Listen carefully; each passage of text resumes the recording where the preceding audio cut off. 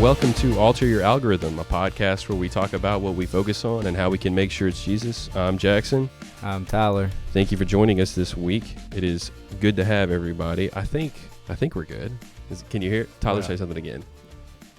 Testing. It's on. Okay. It's on. Do we need to restart? Well, I thought you muted me. You told me you muted Nope, me, and then I changed it.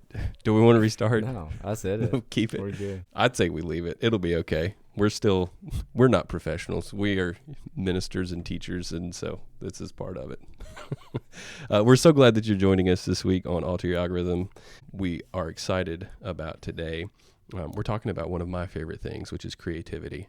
I love getting to use that skill, getting to practice that skill, and the guest we have today understands that very, very well. Tyler, why don't you introduce our guest? Yeah, today we have Chaney Guffey. I've known Chaney since she was a little one, just from different season of life, obviously. But I've been watching her grow up, and she's done a lot of things, and we're excited to kind of hear about that. And now she is kind of a on a mission with God, and it's nice to see that in young people. So, Chaney, you want to just tell us a little bit about yourself? Yeah, well, thank you guys for having me.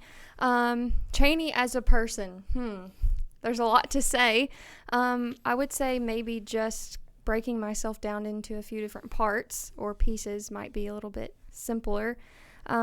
First, the bulk of my life, at least in this season, is I'm a part of the Residency program at Newark Fellowship within the kids ministry, and the Lord has just totally turned my life around through that. I was at UK my freshman year and was home after that freshman year, staying here for the summer, and had plans to go back to school, but had nowhere to live, 2 weeks away from going back to school. I was at church on a Sunday morning, and we had just finished worship, closing worship, and the Lord said to me, "Residency is now." And so in 3 days, I turned my life completely around. I was unenrolled from UK, re-enrolled at Asbury University in their online program, and was a part of the kids ministry Residency. Wow. And when people ask how has Residency been, my answer is it's been nothing but fruitful. And so I'm sure we'll talk more about that in a little bit, but a big part of me in this season of life is that I am a kids ministry resident, and again, it has been nothing but fruitful. Another part of Chaney is that I'm co-owner of Your Party People here in Hopkinsville. Me and Bailey Kington are co-owners and do all sorts of party planning, event decor, you name it. Anything that has to do with an event from the ground up we can do, we have done. And it's, again, a creative outlet for us that we get to be a part of birthday parties and corporate events and anything that's just, it's a very special business and unique business to be a part of that I'm blessed that the Lord has given us. I'm also the oldest daughter of, I have 3 siblings, and so that's a special part that is unique to me, and there's a lot to me, but No, you said the oldest of 3 siblings? I have 3 siblings, You yes. have 3 siblings, Yeah. Okay, gotcha. There's 4 total, so. No, that's awesome. We've loved, of course, Bailey grew up coming to Southside, Yeah. and so when Your Party People started, we tapped into her to help with balloon arches and stuff for VBS, and so it's been awesome to have those skills present in our community, and we're grateful for that. So today we're going to be talking a little bit about entrepreneurship. You've already mentioned kids ministry, missions, and living with intentionality, which is something that sometimes requires a hard decision, like deciding not to go back to UK, but start a different path. And the driving scripture for today is going to be 1 Peter 4:10, and it says, "Each of you should use whatever gift you have received to serve others."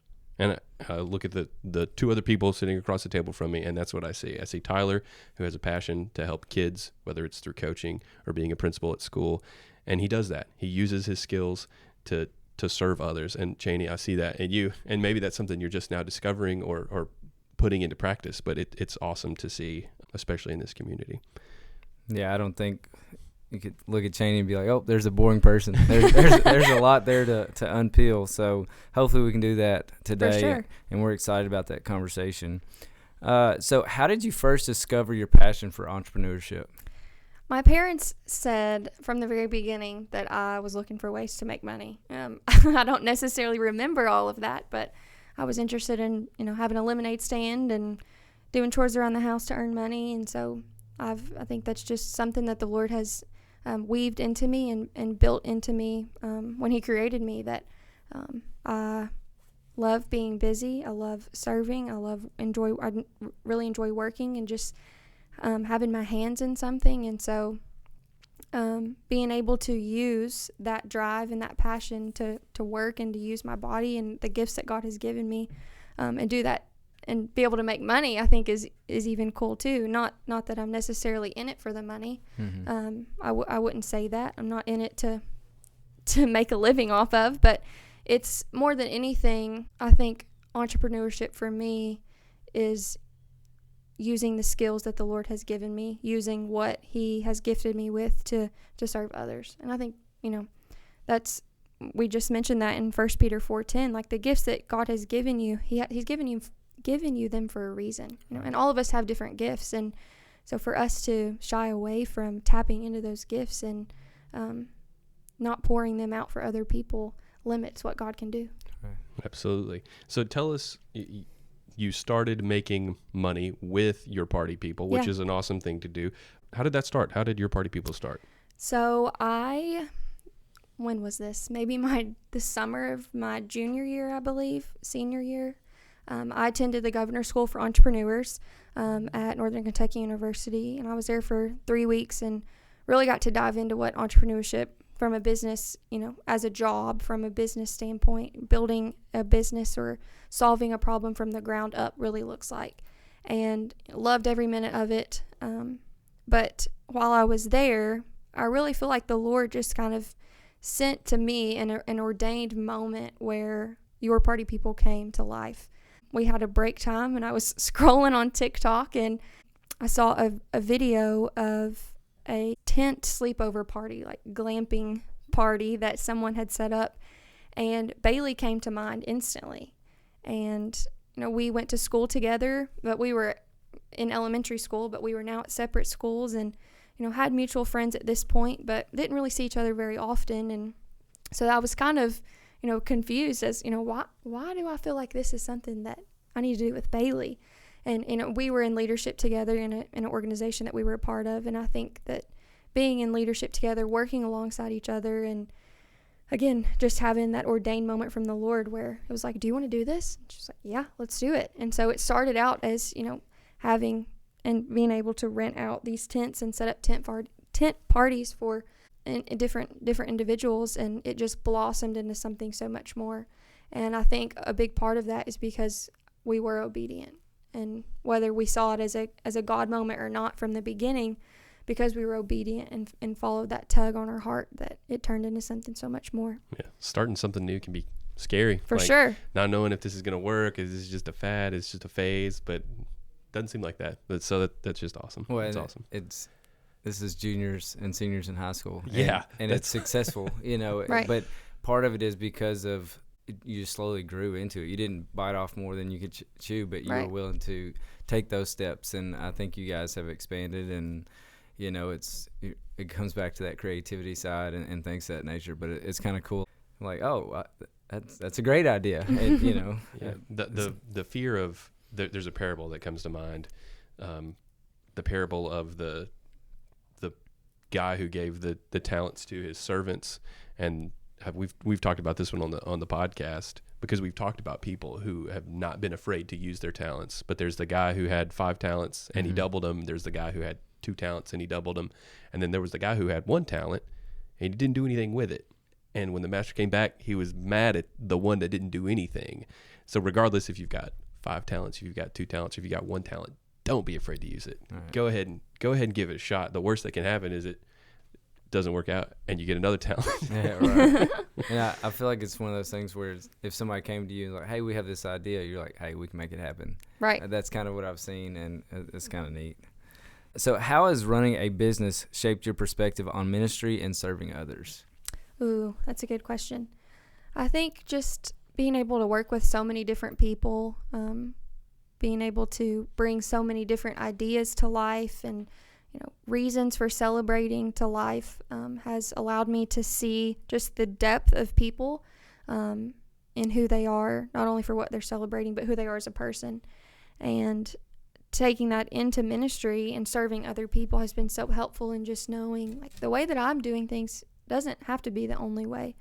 The way people live life and do things, and, you know, the way that I can pour into people and serve people looks different for everybody. So an event for each person is different, and serving somebody is different. Maybe that's with my time, maybe that's with my money, whatever that looks like, but each person can be different. And just remembering that and reminding myself that, you know, I'm working with people who are made in the image of God, who the Lord intimately and deeply knows, changes a lot. So yeah, and people see that, whether it's at school, in our business, or whatever. Like, people notice that they can tell that there's the why behind what we do isn't 100% associated with making a living. The why is because of Jesus. We're doing this because we have an opportunity to share what Jesus did. Whether we get to actually have a conversation about Jesus or not might be a different story, but ultimately we create opportunities to talk about Jesus. You mentioned it just a second ago when you were introducing yourself, but what led you into kids ministry at New Work Fellowship? I've always been around kids. Like I said, I'm the oldest sibling. I have 2 sisters and a little brother, and I've taught dance classes for as long as I can remember. I've, you know, just been a leader in every capacity of my life, and so kids ministry or kids have never been foreign to me. But again, I just think that kids ministry specifically has been something that the Lord has just weaved into me. It's a part of who I am. When I received a call to ministry, it was, again, the summer of my junior year of high school, and we were at church camp. We had just finished with worship, and we were having our church group time. All of us were just sobbing.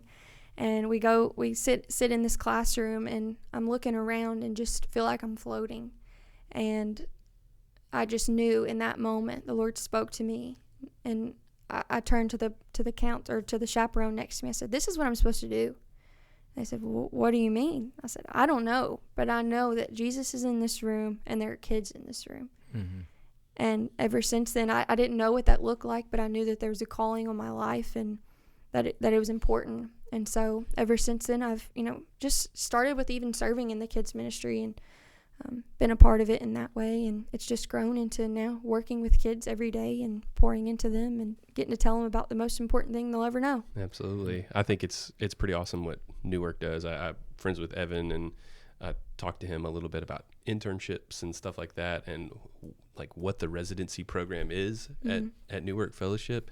Can you expound upon that just a little bit? Yeah. Because I mean, I've got a cousin that has gone through that program, and now he works at New Work full time. It is making a difference in this community, and it's really fun to watch. So expound upon that. Yeah. So the residency program is built to be a part-time program. So you're set to work, and again, ministry is all the time. But in terms of office hours, it's set for 20 hours a week. So we have a part-time position there at the church, and we are head deep in learning all things about ministry, whether that's, you know, just the admin side of that, or, you know, in your ministry on a Sunday morning and a Wednesday night, and just getting to work alongside experienced pastors, learn from experienced pastors, and people within the church who are pouring into you constantly, and just sharing a wealth of knowledge. It's the ultimate experience opportunity. You know, we can go to college and take classes all day long, and we are doing that. We are, you know, in college and learning still, but to have that experience portion is totally invaluable. And so for me, like I've mentioned, I'm in the kids ministry section of that, so I work with kids day in and day out, from, you know, a normal Sunday service, Wednesday service, to planning events, to fellowships, to being in the schools, to you name it. So that's awesome. It's like student, from what I can tell, it's like student teaching. Yes. And with the potential to immediately get into ministry, whether that is at New Work or another church. Exactly. It's really neat. So you've been on several mission trips. Can you share an experience that was life-changing for you? For sure. So I've been to Peru 2 summers in a row now. Last Last summer was my first mission trip. In terms of internationally, there's, mission work here, obviously, but everywhere. But I went to Peru for the first time last year, and this was the same timeline of me. I wasn't in the residency program yet. I hadn't, heard residency is now from the Lord, but he was definitely working on my heart. And the day before we left for Peru, we had gotten back from kids camp, and I was there as a chaperone. And so I had very unintentional conversations about the residency at camp. And my prayer going into Peru was, Lord, I want you to talk to me like you did to Moses on the mountaintop. Like, I'm going to Peru. I'm going to be in the Andes Mountains, like 13,000 feet in the sky. Like, Lord, please just talk to me like you did to Moses. Talk to me like you did to Abraham. I'm here for you. Just having that open heart and that open mindset to know that, like, I'm listening for you. I'm ready and expectant for what you're going to do in my life. Was life changing for me. Ultimately, it turned into me being in the residency program, and I feel like I've mentioned the residency program a lot, but it totally has. It has been an unconventional college experience for sure. I was planning myself to go to UK and to learn and have a degree in marketing and do it with that what I would, but the Lord had other plans, and like I said, it's been nothing but fruitful. So it has been totally life-changing because it did change my life around. Yeah. I can remember, I think as my mom has told me some of this, and I guess maybe your mom has told her, so hearing it again, like, most people don't leave college to come back do home. What you're doing. Yeah. Well, I mean, they might come back home, but they're not going into a residency program to be a minister at at your age. 20 years old. 20 years old. Yeah. So that it's encouraging. It is. Well, and this next question is kind of non-consequential because I feel like we've already asked it, but I'm going to ask it anyways. Was there a time you had to step out of your comfort zone to follow God's calling? For sure. There's been a lot of times. And even as a business owner, with your party people, there have been times where, things as what seem as small as an event. Just recently, I got a call that was an emergency call, like, hey, our person fell through. Can you help? And it looked like so much work, but it ended up being so fruitful to be able to, call my friends around, like, hey, I need your help. And being able to make somebody's day better and help somebody to ultimately bring their event to life. Something as small as that was a blessing to me. But even just from a ministry perspective, every day there are situations where and times that I've had to step out of my comfort zone, whether that's teaching something that the Lord is convicting me of that week, or just leading an event or whatever that looks like. But the Lord uses that. He's not looking for perfection. He's just looking for progress. And, we're not called to be perfect. We can't be perfect. There's only one person that is, and that's Jesus. And so for us to just be continually striving to be more like Jesus in all that we do, back to 1 Peter 4:10, with the gifts that we have, we will be blessed by that. So, Amen. I think the faith isn't knowing the how, it's trusting the who. Right. Sometimes, you have to put your faith, but you also have to take those steps too. Yeah. It's like Jonah. He knew that God could do something awesome in Nineveh. He was kind of afraid to go there, yet when he went, what happened? Something amazing. When we see over and over again in the Bible, and I think a theme that can be pulled out of that is that obedience leads to blessing. Yeah. If you're obedient and following the Lord's calling, big or small, whatever that looks like, you will be blessed by that. Mm-hmm. We're going to connect this right back to alter your algorithm. We've got several points that we want to share with you, and I'm going to go first. The first point is that calling isn't one-dimensional. God weaves together your work, your passions, and ministry into one bigger purpose, and ultimately the purpose is to serve Jesus and to bring people closer to him. I have a knack, I think, for talking about math. I can do it in a way that kids don't want to, rip their eyeballs out when they see X equals something. And so I realized that I can do that and then also tie that into my ministry. And I have a unique opportunity to use this skill to talk to teens about Jesus in a math classroom. I think that's pretty awesome. And seeing how God has woven that into my life and allowed me to do those kinds of things has shown me that even in the mundane, even in the things that sometimes we don't see as opportunities to be called, he is going to definitely use those moments to call us to do something awesome and to fulfill his purpose, to fulfill our purpose as well. Yeah, I think you've brought up math maybe 10 times. I love it. I'm telling you. Well, I do not, so I'll leave that to you. Listen. That's your gift. Use yours. We just started. I had a kid. He said, Mr. Wells, this doesn't make any sense. And I knew this kid. He really liked farming. And I was like, didn't use Smash Brothers? No, Okay. That's for another kid. I said, let me put it in terms that you understand. And instead of the variable X, I said acres. And he was like, wait a second, that makes perfect sense now. And so, well, and that's the plan for the pathways, right, at the big school. Really?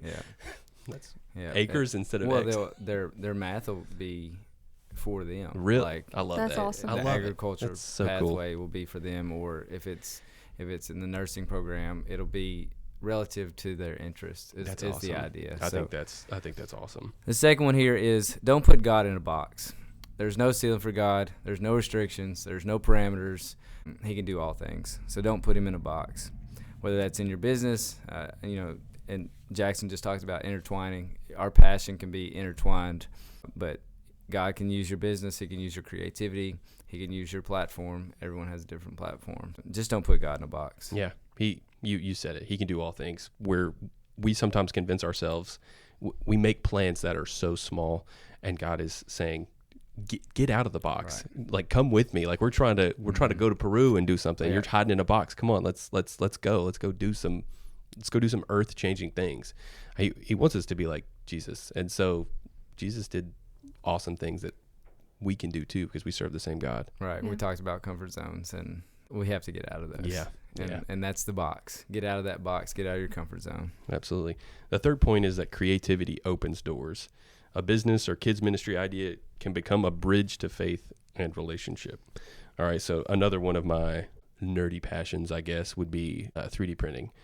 And it has allowed me to create things that motivate the kids in my math classes to do well. Going back to what I was saying earlier about intertwining your passion with an opportunity to serve God, God has for some reason given me this interest in making stuff, and I really love that. And so the kids get to see a 28-year-old guy who is for some reason like acutely passionate about making stuff that maybe they might be interested in, and it just allows me to have conversations with the kids about stuff that otherwise I wouldn't be talking to them about. Creativity is such a fun thing to explore.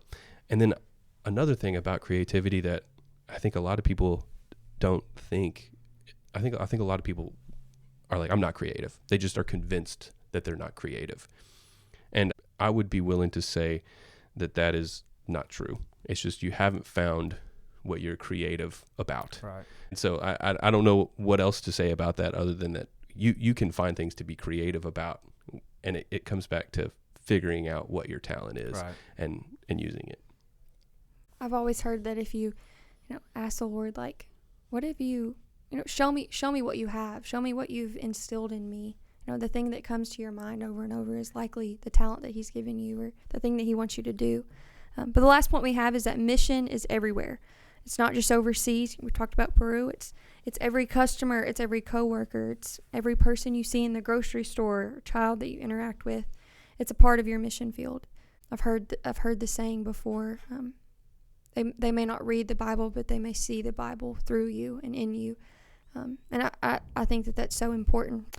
My goal has always been to treat every person that I see with the same respect and dignity that I do at the beginning of the day. It's the end of the day, whatever that looks like, to treat every kid, whether that's first service or the next on a Sunday morning, the same, because it is a mission field and they deserve the best. Every person deserves to see Jesus in us, and Jesus is the best. And so And again, we talked about this earlier, mission looks different for every person. It may look different at home than it does at school, than it does at church, than it does at the grocery store, whatever that looks like. But ultimately, we're living a life on mission. So, amen. Yeah, I had a few people reach out about this past episode about their giants and things of that nature that they're they're putting into action. They say, hey, my giant is this, and it brought up good conversation. And it came up, I was like, all right, well, I guess I need to share mine. And, I don't have a lot of, I have giants or whatever, but it was kind of talking about this new job and stuff like that. And, I want the school to be successful, but more importantly, I want people to see Christ in me. I want them to, whether it's my interactions with parents, the kids, whether it's with the teachers and staff like that, they should see, I don't have to put the Bible in front of them, but they should see in my actions that, I'm loving, I'm caring, I'm trying to be, as Christ-like as possible. Yeah. Mission is everywhere. Like that concept has to be our mindset. Whenever we are having thoughts like, my goal isn't for the school to run perfect. Yeah, sure. It's not going to. But like my goal ultimately is to be like Jesus in front of these people. When that's our mindset, we realize that the mission field is wherever we go. Right. And we have an obligation to be like Jesus. And I'm going to fall short every day. Right. And that's all of us, Exactly. But just be a little bit better each day. Yeah. But whether it's the beginning of the day, whether it's Tuesday, whether it's Friday afternoon, it should be the same. Like I can't fluctuate based on how the day's gone. It's not that person's fault. It's not that kid's fault, And Right. the same thing, I can't leave school and then take it out on my family. It's definitely not my family's fault, Learning through those things, and it's going to be a good year. I think as Christians, one of the biggest things we have an opportunity to show people who aren't is when things go wrong. When we mess up, one of the things that we can do is express humility and admit that we messed up. That just doesn't happen. That is a church thing.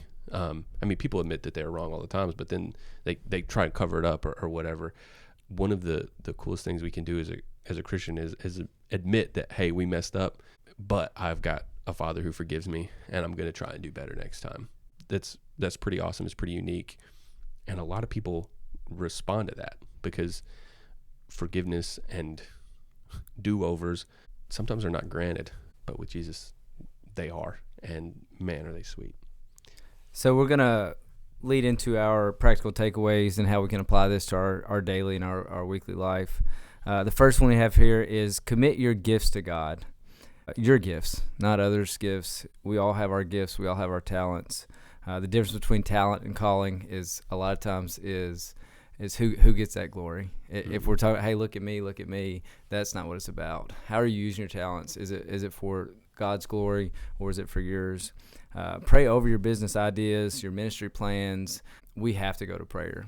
Have that open line of conversation, and God's will be done, Amen. Not ours. Well, we can't be afraid to commit. Like Chaney, it is awesome to hear how you decided, I'm going to not go to UK. 3 days later, I have enrolled at a new school.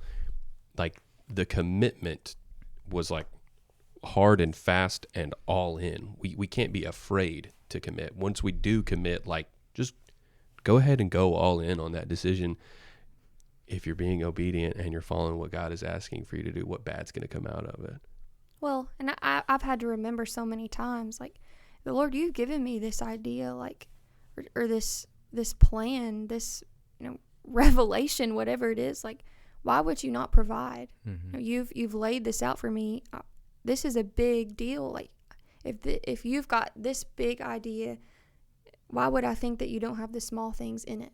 And so just remembering the Lord's provision and knowing that he knows and has worked out every detail brings me peace and has given me the comfort in knowing that I can make big decisions like that because it's already taken care of. So the next point is see people, not just tasks. Every person, we talked about this just a second ago, but every person that we encounter is a ministry opportunity. And again, that may look different for every person that we encounter, but again, being the hands and feet of Jesus, representing and showing the fruits of the Spirit in our lives and interactions is so important. And we may not have the opportunity to have a conversation with somebody, but if they see just how steady we are in the joy of the Lord, or how patient we are, and the self-control that we have, how gentle, seeing the fruits of the Spirit in us, that may open up the door for a conversation of like, why are you so joyful all the time? Well, it's because I have Jesus. Do you know Jesus? And just being able to live it out is so important. Well, you mentioned that everyone's created in the image of God, and even that person who cuts you off in traffic. Yes. It's tough sometimes, but if you try to remember all those interactions and those encounters, it's a chance to share your ministry. Yeah, well, and seeing people, not just tasks, sometimes that's difficult because we have this long list of things that we've got to get done, or it's not going to be right. Don't be afraid to slow down and look at the person who's in front of you at the grocery store. Why are they there? Right. Take the time and opportunity to talk to them. Exactly. The next point is stay mission focused. Let your why drive your work and not just your to-do list. I had a moment, it's probably a few months ago, where I was so just overwhelmed with my to-do list and the things that I needed to do that I don't feel like I was prepared to teach like that next day. And I had a moment where the Lord just kind of hit me like, this to-do list can wait. Like, you're not in this for the to-do list. You're not in it to check off a box. Like, you're in it to share the gospel. And that really hit me, just, to know why I'm here, to know why we're doing what I'm doing, whether that's in a church setting, in a business setting. My mom has always said, decide who you want to be and act accordingly. And that has always stuck with me. I have to remember who I am and whose I am. And if I do those two things, then that will keep me very centered and take me far. So love that, who I am and whose I am. I love that. That is good. A lot of times our to-do lists are self-imposed and not according to what God was originally planning for us. So we've got to be careful what we're putting on that list, and being mindful of who we are and whose we are helps make those decisions a lot easier. The next practical takeaway and application that we want to share with you guys is lead with joy. Your energy and creativity can point others towards Christ. I've seen that true in my ministry. I've seen it true in guys that I've worked with in the past. Daniel McCarley is one of the most joyous ministers I know. Getting to work with him at camp and at retreats and celebration and all these events that we get to go to is awesome, because it's infectious. It makes me want to be like him. It makes me want to gravitate towards him and get ideas from him. That way I can share them with our church. That way I can spread the joy. The VBS song that comes to mind is, I've got the joy down in my heart. Like, where does it come from? It's down in my heart. And why is it there? Because Jesus put it there. Yeah. And don't be afraid to share that with everybody. Again, we live in a world where there seems to be a lot going wrong, but we can have joy because we have Jesus. Don't not share that. Like, that's one of the best things that we get to share. Go ahead and give it to the people because that's, whether they want it or not, it's what they need. So lead with joy. Yeah, I think one of the places that you can do that is the workplace. We got to be there anyways. You know, you just as well share a little joy while you're doing it. You can still work hard and have a little joy, or at least enjoy what you do. Sometimes it's hard. Like I can imagine, Tyler, there are days when it's hard to be joyful. There's things that go wrong, and it's hard to want to put the smile on your face. We could get into the conversation about the difference between happiness and joy, but ultimately we have to remember, like, at the end of this day, I'm going to get to have a moment of prayer with Jesus, and there's joy in that. There's peace in that. Well, and it's important work, but how I interact with people is what's more important. Yeah. My job is important, but it doesn't dictate whether I go to heaven. You know what I'm saying? So I still have to have the bigger picture. So I can lose that, you know what I'm saying, by how I become, but I can't let it take away from the ultimate goal. I think joy is one of the most prominent things as a church that we should have. If we're going to be mission focused, if we're going to be evangelizing to a community or the world, joy is what we need to have. Was it Paul and Silas in prison? They were literally chained up. What were they doing? They were singing hymns of praise in that circumstance. Like, we can have joy no matter what. And whenever people were looking at them, they're like, what is with these Christians? Why are they acting like that? Well, it's because they had joy. And ultimately, it's what got them through those trials. Yeah. The last point we have here is make space for God's surprises. Some of the best ministry moments come from interruptions. And if we don't take time to have those interactions with people, we're missing out on great opportunities. So make room for those surprises. All right, Chaney, we want to ask you a question. What's one thing you want to make sure shows up on your spiritual algorithm every single day? That's a good question. I think really just maybe how I can apply spiritual disciplines, or what that looks like. On Wednesday nights within our kids ministry, for literally years now, we've been going through the different spiritual disciplines, and we've gone through like maybe 15, and just how can we apply those? Like, let's look at this Bible story and see what their response is, what that spiritual discipline is, and how can we challenge ourselves to apply that. And I think that that's been transformative, not only for kids, but for me, and just knowing that, it doesn't just have to be my attitude or my mindset, but it can also be my actions and the disciplines that I have in place. And so whether that's, practical ways to be in solitude, or, deepening my prayer, or, whatever that looks like, fellowship with people, making sure that I'm in fellowship and community with other believers, just practical ways to do those things is really helpful, so that my faith and my journey with the Lord doesn't get dry. So as we reflect here, what gift, talent, or idea have you been holding back from giving to God?